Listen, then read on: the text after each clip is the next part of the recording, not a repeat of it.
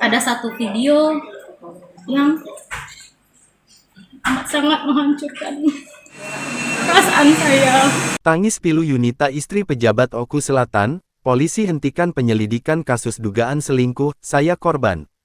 Istri sah sekretaris DPRD Oku Selatan bernama Joshua Herman alias Jata kuasa menahan tangis ketika mengetahui kasus dugaan perzinahan atau perselingkuhan yang dilaporkannya dihentikan oleh penyidik Satreskrim Polrestabes Palembang. Yunita Trikumalasari alias YTK 37 didampingi kuasa hukumnya, Mariana SH sangat menyayangkan keluarnya SP3 atau surat perintah pemberhentian penyidikan, yang menandakan penyidikan terhadap laporan yang dibuatnya tidak dilanjutkan. Tangis itu pecah ketika Yuni mengirimkan video sang suami dan selingkuhannya di sebuah tempat gym ke akun Instagram wanita inisial MZ tersebut. Wanita berinisial MZ yang diduga menjadi selingkuhan suaminya membalas pesan lewat